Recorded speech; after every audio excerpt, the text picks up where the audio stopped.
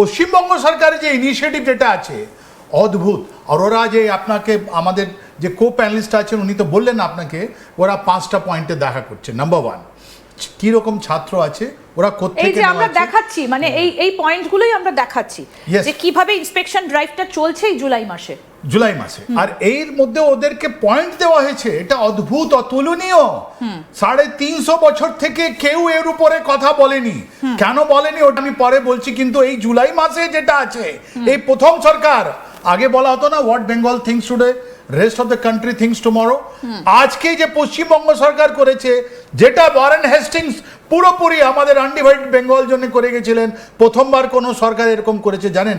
আর এই 12টা ডিস্ট্রিক্ট আপনি তো পুরো বাঁদিকের যেটা ছবি আছে ওর মধ্যে দেখিয়ে দিচ্ছেন, রাইট ফ্রম কুচবিহার থেকে আপনার দক্ষিণ 24 পরগনা পর্যন্ত, মিদনাপুর, ইস্ট অ্যান্ড ওয়েস্ট, এই পুরো 12টা ডিস্ট্রিক্ট। কেন? বিকজ এখানে যে আপনার কোন কোন জেলা আমি একটু বলি তাহলে সুবিধা হবে দর্শকদের বুঝতে। কোচবিহার, দক্ষিণ 24 পরগনা, উত্তর দিনাজপুর, মালদা, মুর্শিদাবাদ, বীরভূম, পশ্চিম মেদিনীপুর, পূর্ব মেদিনীপুর, নদিয়া, হুগলি, হাওড়া এবং উত্তর 24 পরগনা, একদম সীমান্তবর্তী একাধিক সীমান্তবর্তী এলাকা রয়েছে। এবং সব থেকে বড় যে কথা এখন সবার আগে যেটা বলা হচ্ছে যে এই খারিজি মাদ্রাসা, সব থেকে বড় প্রশ্নটা কি যে এই খারিজি মাদ্রাসাতে কি চলে, যে এই মুহূর্তে দাঁড়িয়ে সরকার যে মাদ্রাসা চালায় যেখানে একেবারে হিস্ট্রি, বায়োলজি, ইংলিশ, হিন্দি সব কিছু পড়ানো হচ্ছে, তো খালি খারিজি মাদ্রাসা নিয়ে প্রশ্ন কেন? কারণ সেখানে কি শুধুমাত্র ধর্মীয় ভাবাবেগ শেখানো হয় নাকি অন্য কিছু শেখানো হয়, এই নিয়ে কিন্তু জল্পনা সৃষ্টি হয়েছে। এবং তার পাশাপাশি এই খারিজি মাদ্রাসাগুলো চালানোর জন্য টাকার উৎস কোথা থেকে আসছে, আমি এই জায়গাটা একটু স্যার আপনার কাছে, মানে অনির্বাণ যে প্রশ্নটা তুলে দিল যে টাকার উৎসটা কোথায়। খুব সুন্দর প্রশ্ন করেছেন। একটু আমি ইতিহাসে যাব। আপনি দেখবেন 1757 জুন মাসে, এই জুন মাসে 1757 পলাশি ব্যাটেলের পর, যুদ্ধের পর ব্রিটিশগুলো এসছে, নিজের রাজত্ব করেছে। প্রথম যিনি গভর্নর জেনারেল ছিলেন উনি ছিলেন ওয়ারেন হেস্টিংস। উনি মুর্শিদাবাদ থেকে পুরো জুডিশিয়ারি যতগুলো রিফর্ম আছে কলকাতায় নিয়ে আসলো। প্রথমবার এখানকার যারা ও সময় 1780-তে যারা মুসলিম ছিলেন ওরা বললেন কেন যে যতগুলো কাজ অ্যাডমিনিস্ট্রেটিভ রিফর্ম, জুডিশিয়াল রিফর্ম হচ্ছিল, ওয়ারেন হেস্টিংস এই জন্য জানা গেছিলেন। উনি বললেন যে ডকুমেন্টগুলো যেটা আছে ওইটা পড়ার জন্য আমাদেরকে এক্সক্লুসিভ একটা স্কুল খুলতে হবে, মাদ্রাসা খুলতে হবে, যার মধ্যে অ্যারাবিক, বিকজ ওই সময় যতগুলো ডকুমেন্ট ছিল আপনার অ্যারাবিক আর কি নাম পার্সিয়ান এতে লেখা ছিল, ওটা আপনার ডিকোড হবে, ওটা বলা হবে। হি সেজ ওকে ফাইন। তার মানে এই যে মাদ্রাসা খোলা হলো ইন্ডিয়াতে প্রথম, ওটা ইনক্লুসিভ ছিল। তার মানে যারা এই মাদ্রাসাতে পড়বে ওরা গভর্নমেন্টের আপনার জুডিশিয়াল অ্যান্ড অ্যাডমিনিস্ট্রেশনে ওরা যোগদান দেবে, রাইট? এটা ইনক্লুসিভ ছিল। তার মানে ওর মধ্যে কোনো মুসলমান ছিল না, কোনো হিন্দু ছিল, যে কোনো লোক পড়তে পারতো ওখানে। অ্যান্ড বড় বড় যারা আপনি বিদ্বান দেখবেন ও সময় ওরা সব নন মুসলিম ছিল, রাইট?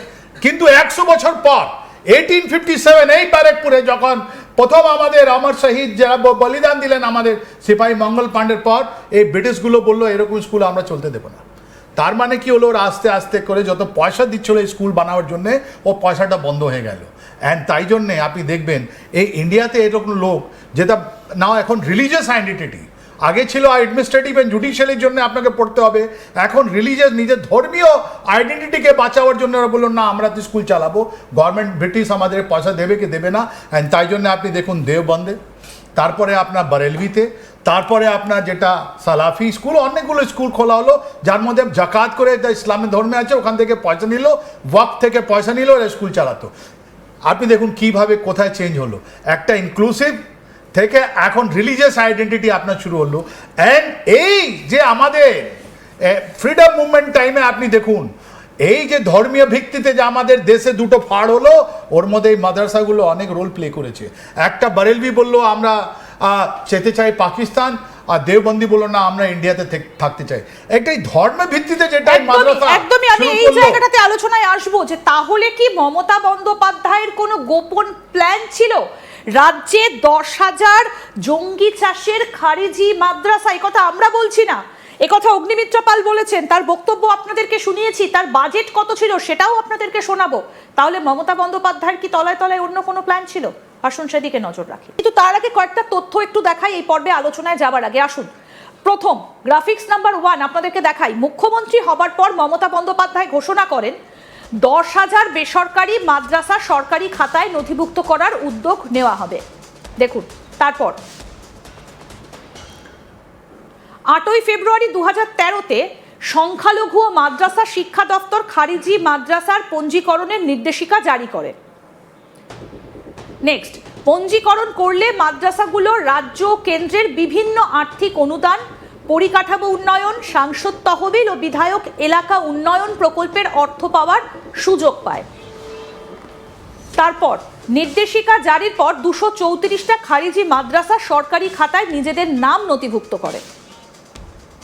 সরকারের মূল উদ্দেশ্য কি ছিল? রাজ্যের সমস্ত খারিজি মাদ্রাসার তথ্য এক জায়গায় সংগ্রহ করা। প্রাথমিকভাবে সরকার মনে করেছিল রাজ্যে প্রায় 10,000 খারিজি মাদ্রাসা রয়েছে, যদিও এখনো সেই সংখ্যাটা নিয়ে সংশয় রয়েছে। তারপর এখনো বহু খারিজি মাদ্রাসার পঞ্জীকরণ হয়নি বলে সরকারি তথ্য ভাণ্ডার সম্পূর্ণ নয়, মানে রেজিস্ট্রেশনই হয়নি। তারপর সরকারের মতে পঞ্জীকরণ না থাকলে বেসরকারি মাদ্রাসার জন্য কেন্দ্রের আর্থিক অনুদান পাওয়া সম্ভব নয়। রাজ্যের 640টা সরকারি অর্থাৎ আলিয়া এই মাদ্রাসার পাঠ্যক্রম, পরিকাঠামো এবং পরিচালনার দায়িত্ব সরকার বহন করে, কিন্তু খারিজি মাদ্রাসার ক্ষেত্রে সেই ব্যবস্থা নেই। দেখুন, মন্ত্রিসভার সিদ্ধান্ত অনুযায়ী পাঠ্যক্রমে পরিবর্তন এবং পরিচালন কমিটির ওপর সরকারি নিয়ন্ত্রণ না মানলে খারিজি মাদ্রাসাকে সরকারি অনুদান দেওয়া হবে না। এই যে মমতা বন্দ্যোপাধ্যায় এই যে 2013 থেকে এই যে খারিজি মাদ্রাসা বা মাদ্রাসাগুলো নিয়ে এত কথা বলে গিয়েছেন, তাহলে তার প্ল্যান কত ছিল? এবার আপনাদেরকে শোনাই শুভেন্দু অধিকারী কি বলেছেন, কত টাকা বরাদ্দ হয়েছিল এই ফান্ড বাবদ। দেখুন, মাদ্রাসাতে ডাক্তার, ইঞ্জিনিয়ার, উকিল, নার্স, ব্যারিস্টার বের করছেন না কেন? আপনি কেন করছেন? এটা তো আমাদের সবাই জানে। আসামে তো বহু জায়গায় মাদ্রাসা ক্লোজ করে সরকারের সিদ্ধান্ত মেনে তারা তো সেখানে মূল স্রোতে এসে গেছে। সেই মাদ্রাসা ডেভেলপমেন্টের খাতে 5,713 কোটি টাকা দিয়েছে, আর শিল্পের বিকাশ, উন্নয়ন, উৎসাহ দেওয়ার খাতে 1400 কোটি টাকা, আর তথ্য প্রযুক্তি খাতে 217 কোটি টাকা এই 4 মাসের বরাদ্দে। প্রশ্ন তো উঠবেই, অগ্নিমিত্রা পাল সঠিকভাবে বলেছে। খুব সুন্দর স্পষ্টভাবে শুভেন্দু অধিকারী তিনি এটা ফেব্রুয়ারি মাসে বলেছিলেন। এই মুহূর্তে তিনি হচ্ছেন মুখ্যমন্ত্রী। অনির্বাণের কাছে যাই। অনির্বাণ, তাহলে কি এবার রাজ্য সরকারের তরফ থেকে ব্যবস্থা নেওয়া হচ্ছে? কারণ 5,713 কোটি মাদ্রাসা খাতে, শিল্প এবং উন্নয়ন খাতে হচ্ছে 1400, আর 217 হচ্ছে অন্যান্য খাতে।